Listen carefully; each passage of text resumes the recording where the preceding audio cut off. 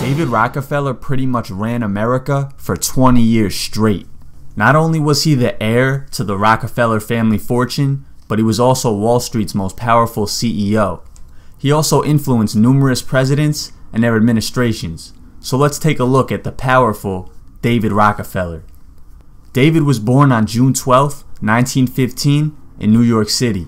He was the youngest son of John Rockefeller Jr., the wealthy financier and real estate mogul. David's grandfather, of course, was John D. Rockefeller, who created an oil empire and became the richest man in America. David attended the prestigious Harvard University and later earned his PhD in economics from the University of Chicago. Shortly after completing school, he enlisted in the army as World War II broke out. David served in France as well as North Africa until 1945. After returning home from war, David began a storied career at Chase National Bank. His family had long been connected to Chase since his grandfather John D. invested heavily in the bank. By 1961, David became president of Chase and later became CEO. He played a large role in merging Chase National with Bank of Manhattan to form the Chase Manhattan Bank. Rockefeller expanded banking operations into 6 of 7 continents, turning Chase into a financial powerhouse. It became one of the largest banks in the world under David's tenure. Rockefeller traveled the world during his banking career, conducting business with many foreign leaders. He established a Chase branch in Moscow, which was the first time an American bank operated in the Soviet Union. David also traveled to China in 1973 and formed a partnership between Chase Manhattan and the National Bank of China. During his time at Chase, Rockefeller became heavily involved with American politics. He began serving as an American diplomat to foreign countries due to his many international banking connections. He acted as a bridge to world figures such as Saddam Hussein, Fidel Castro, and Soviet leaders Khrushchev and Gorbachev. Rockefeller was offered high-level positions such as Secretary of the Treasury and Chairman of the Federal Reserve.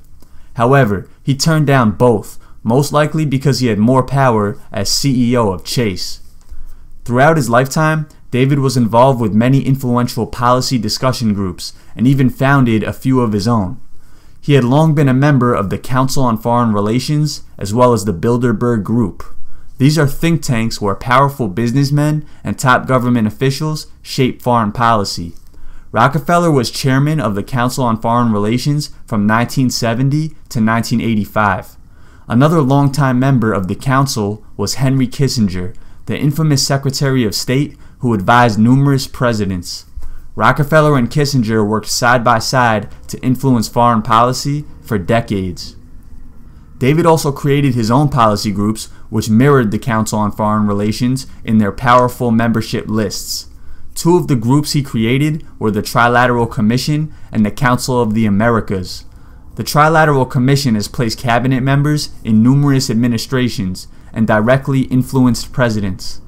Jimmy Carter, Ronald Reagan, George Bush Sr., and Bill Clinton all worked closely with trilateral members.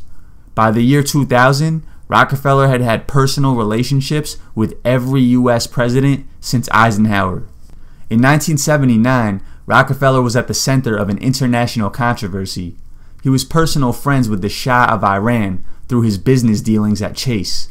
The Shah was overthrown in the Iranian Revolution, a reaction to Western influence in Iran. Rockefeller and Kissinger advised President Carter to bring the Shah to the U.S. for medical care. Once the Shah arrived in America, the Iranian public was outraged. This directly led to the Iran hostage crisis, in which more than 60 Americans were held hostage in Iran for over a year. Rockefeller and Kissinger took scrutiny from the American media for their role in the situation. When Rockefeller wasn't busy with banking or political affairs, he was involved with city development in New York. He served as the chairman of the Downtown Lower Manhattan Association and played a lead role in developing the Twin Towers, which became New York's tallest buildings. In his 2002 autobiography, Memoirs, Rockefeller has a chapter named Proud Internationalist. In it, he addresses the criticisms and conspiracy theories that have long been attached to him. He says, For more than a century, ideological extremists have attacked the Rockefeller family for the influence they claim we wield over political and economic institutions. Some even believe we are part of a secret cabal working against the best interests of the United States, characterizing my family and me as internationalists, and of conspiring with others around the world to build a more integrated global political and economic structure. One world, if you will. If that's the charge, I stand guilty, and I am proud of it. So hopefully you have a better understanding of David Rockefeller. That's all for now. Please subscribe to the channel, and more history videos are coming soon. Have a nice day.